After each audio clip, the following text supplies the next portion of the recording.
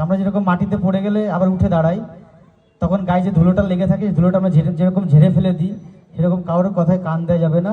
নিজের লক্ষ্য target focus রাখতে হবে এবং এগিয়ে যেতে হবে। তো যে পলিদা আমাদের মধ্যে উপস্থিত এবং শ্রী মহারাজ এম কুমার মহারাজ কিন্তু তাকে বরণ করে নিচ্ছে। একটু সবাই জোরে করতালি দেবেন। যারা স্টেজে উঠছে কিন্তু তারা কিন্তু অনেক স্ট্রাগল করে উঠছে এখানে, এবং আগামী কন্টেন্টে আপনারাও যাতে স্টেজে উঠতে আসতে পারেন সেই ব্যবস্থা আমরা করে দেবো। তো সবাই প্লিজ একটুখানি জোরে করতালি দেবেন দেব পলিদার জন্য। এবং দেব পলিদাকে আমাদের সম্বর্ধনা দিচ্ছেন শ্রী এম কুমার মহারাজ। একটু আমি দেব পলিদাকে একটু বলার একটু অনুরোধ রাখবো। আমি মাইকটা দেব পলিদাকে আমি দিচ্ছি।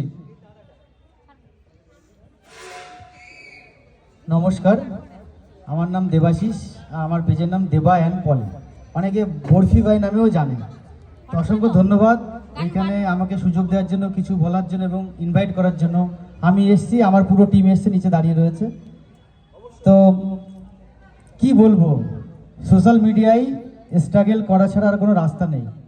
সোশ্যাল মিডিয়ায় যারা ভাইরাল হতে চাও, সোশ্যাল মিডিয়ায় যারা কাজ করতে চাও, যারা সোশ্যাল মিডিয়ায় কাজ করছো, তাদের জন্য একটাই অ্যাডভাইস যে ভিডিও করতে হবে ওন ভয়েসে, ভিডিও মেকিং করতে হবে নিজের, কোনো কপিরাইট ভিডিও ইউজ করা যাবে না।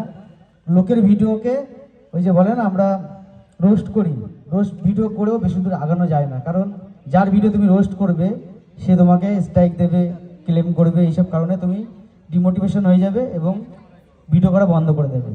ওন ভয়েসে ভিডিও করো, ওন ভিডিও করো, একদিন সফলতা আসবে। হয়তো ভিডিও শুরু করার আগেই, ভিডিও করতে যাওয়ার আগেই পাড়া প্রতিবেশী, আত্মীয় স্বজন অনেকে অনেক কিছু বলবে, সেগুলোকে ঝেড়ে ফেলতে হবে। জাস্ট আমরা যেরকম মাটিতে পড়ে গেলে আবার উঠে দাঁড়াই, তখন গায়ে যে ধুলোটা লেগে থাকে ধুলোটা আমরা যেরকম ঝেড়ে ফেলে দিই, সেরকম কারোর কথায় কান দেওয়া যাবে না। নিজের লক্ষ্য টার্গেট ফোকাস রাখতে হবে এবং এগিয়ে যেতে হবে, এটাই হচ্ছে মূল মন্ত্র। লাইক কমেন্ট শেয়ার করে করে আমাকে ফলো করো, আমার পরিবারে আসো, একটু আমার পরিবার থেকে ঘুরে যাও। এইভাবেও বড় হওয়া যায় না, জাস্ট মেক করতে হবে গুড ভিডিও এবং ভালো ভিডিও।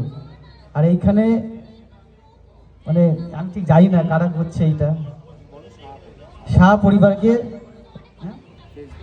ফেসবুক শাহ পরিবারকে অসংখ্য ধন্যবাদ। আমাদের সবাইকে এক জায়গায় একত্রিত করে একটা সরস্বতী পুজোর দিনে মেলবন্ধন ঘটানো এবং অনেকের অচেনা এবং অজানা লোকের সঙ্গে দেখা হবে, খুবই ভালো লাগলো এবং অসংখ্য ধন্যবাদ সবাইকে জানিয়ে আমার ছোট্ট বক্তব্য শেষ করলাম। Thank you.